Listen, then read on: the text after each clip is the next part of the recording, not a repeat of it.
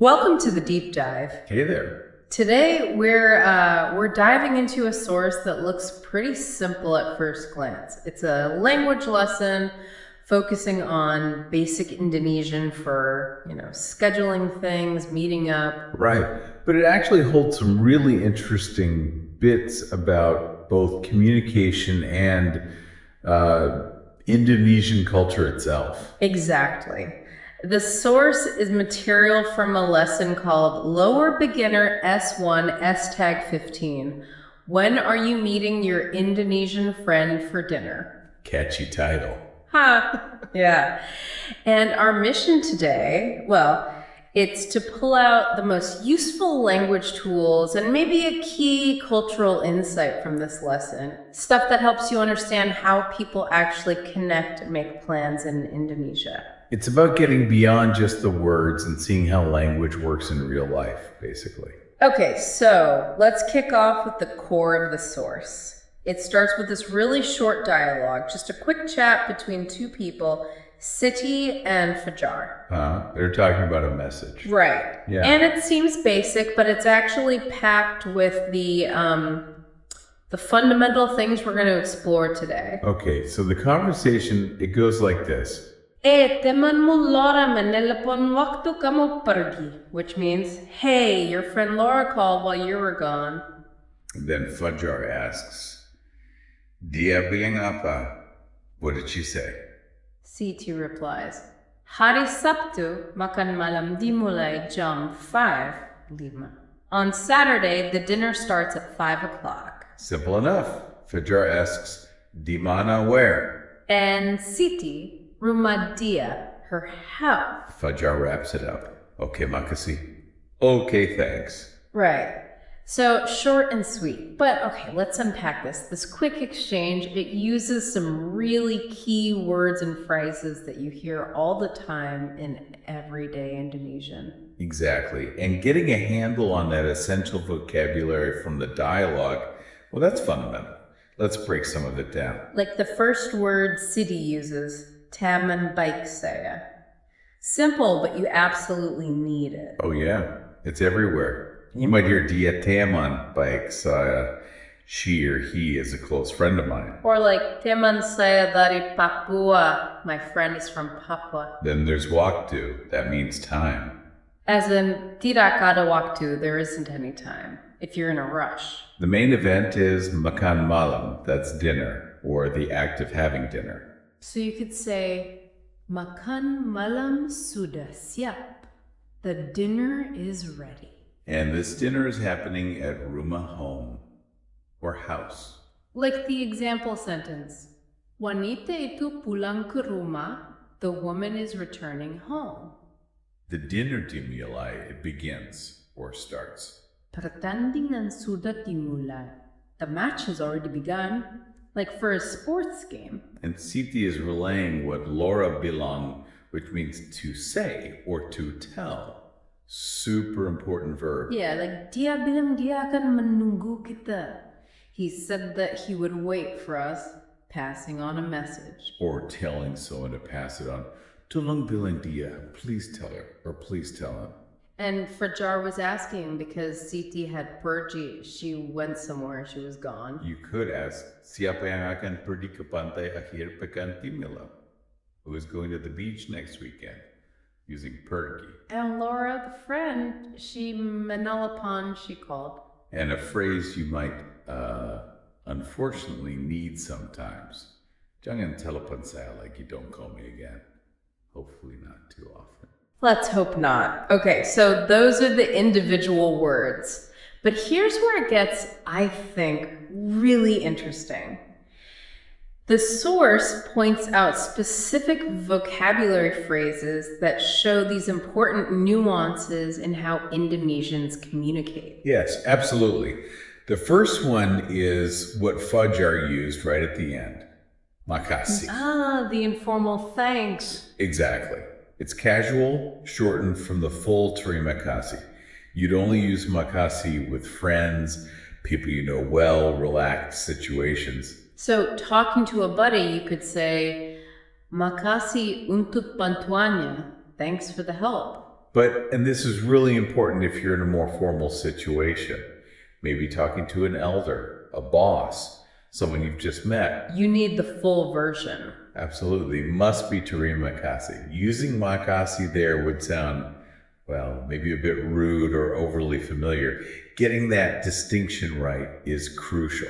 That's such a great example of culture baked right into the language choice. It really is. Okay, another key phrase. This one's central to the dialogue. Dia bilang. This is how you report what someone else said. Meaning he said or she said. Right, because dia works for both he and she. And interestingly, Indonesian verbs like bilang often don't change form for past or present tense. The context tells you. So you just say dia bilang and then the message itself. Pretty much. You start with dia bilang and follow it with what they said. Simple structure. If it was a group of people, you'd use mereka bilang for they say or they said. Now, the source also mentions an alternative, kata dia. You can use them interchangeably. Yeah, basically, kata means word. And when dia follows a noun like kata, it becomes possessive, his or her. So kata dia literally means something like his word is, or her word is, or according to him.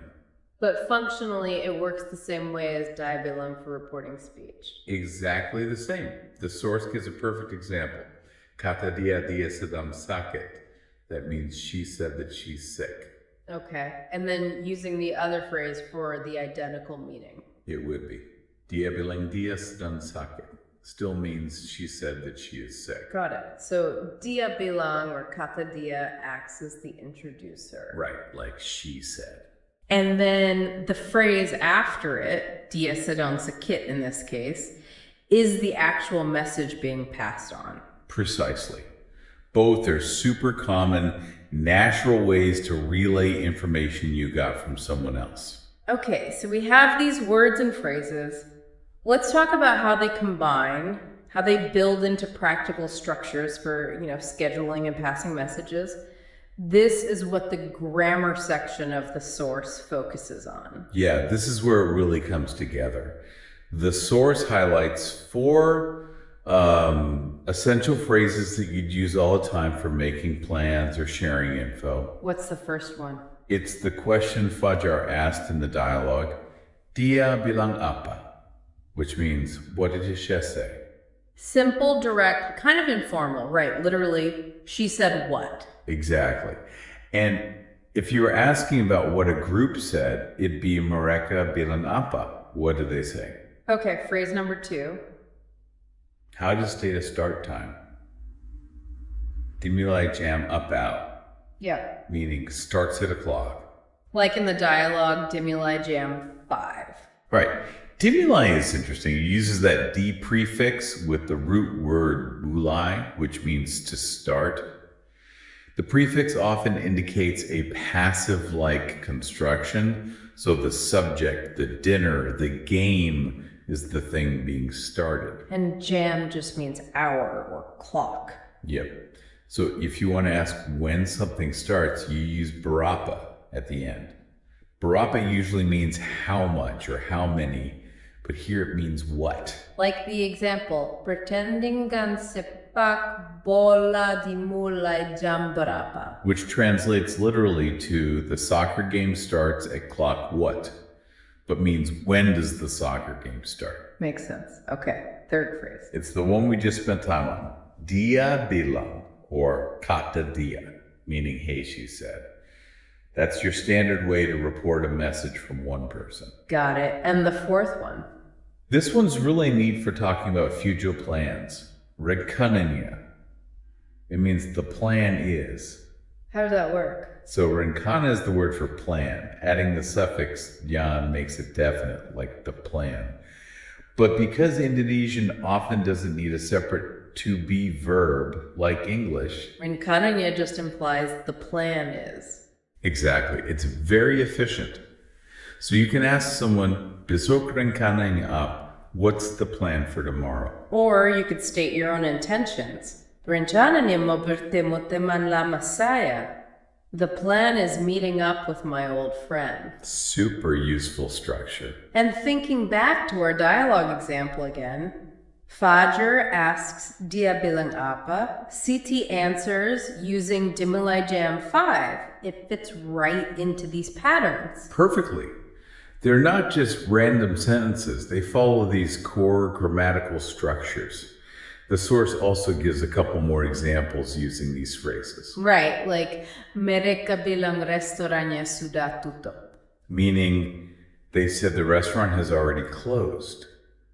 Using mereka bilang for they said. And the other one about the game starting time. Pertanding sepak bola dimulai jam 1 pagi.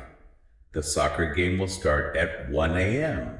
using dimulai jam.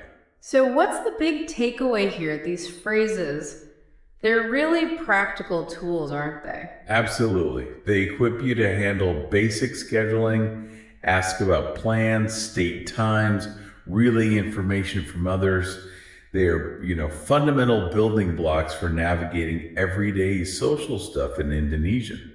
Okay, let's shift gears a bit now. There's a really interesting cultural insight tucked away in this source material. It's about where people tend to meet up in Indonesia. Yeah, this part paints a fascinating picture of sort of urban social life. The source explicitly states that shopping malls are described as the most popular, convenient, and maybe surprisingly, the safest place to meet friends. Malls, really. More than, say, parks or cafes. That feels different. According to this source, yes, definitely. The explanation given is that there are just lots of big modern malls in most major Indonesian cities, and critically, they're seen as having everything you need.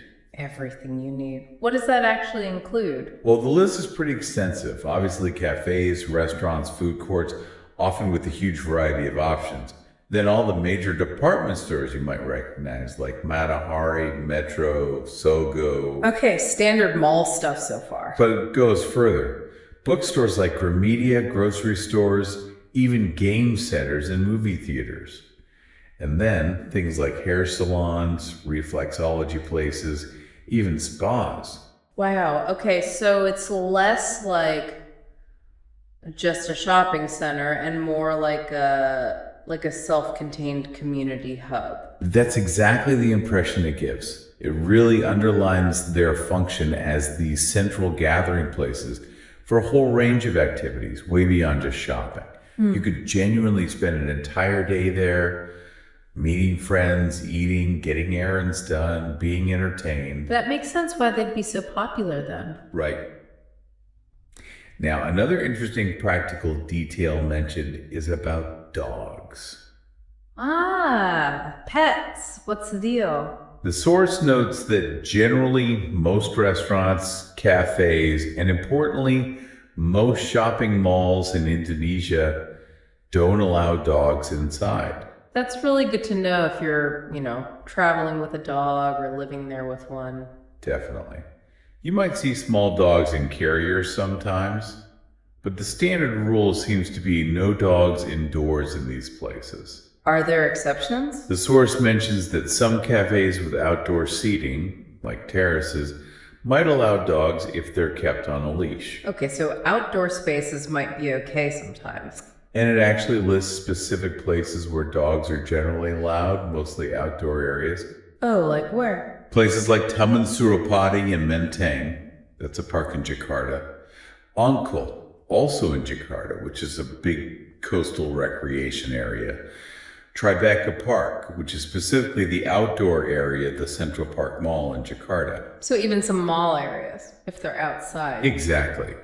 And it mentions Paris Van Java Mall and Selok Mall in Bandung and the Pokuan Trade Center Mall in Surabaya as having areas where dogs are okay. Mostly outdoor or specific zones. Okay, so if we kind of zoom out, this whole insight about meeting places, especially the malls, It gives you a direct window into Indonesian urban social life, doesn't it? It really does. Malls aren't just places to buy things. They seem to function as these core community and social spaces. Changes how you might think about making plans or just observing daily life there. Right. So let's bring this all together. Thinking about you, the listener, how does this deep dive actually help you as you're learning Indonesian or trying to understand the culture?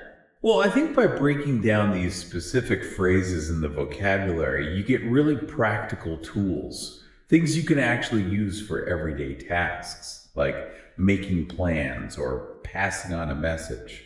These aren't just abstract grammar rules, they're the nuts and bolts of real conversations. Exactly. And then understanding the cultural context, like the role of shopping malls as meeting spots, gives you crucial background for those conversations. Yeah, it helps you know where people gather, maybe what to expect when you meet up, how to navigate those social situations a bit better. It connects the language to the actual environment. So, based on everything we've pulled from the source material, here's something to think about, maybe a provocative thought to leave you with. Okay? Given that these shopping malls are described as having everything you need and are presented as these primary, almost default meeting spots, what might that suggest about, say, the relationship between commercial spaces and community life in Indonesian cities?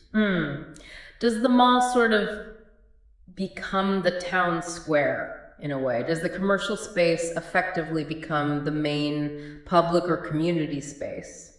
It's definitely something worth pondering, isn't it? Thinking about urban design, public space, and how social interactions take shape. That's a great point to end on. And that brings us to the end of this deep dive into our source material on basic Indonesian scheduling language and meeting culture. We really hope these insights help you feel a bit more prepared, maybe more curious to actually use what you've learned. Yeah, keep exploring, keep listening, and keep putting these pieces together. Thank you for watching this video. Hopefully useful. Don't forget to like and subscribe.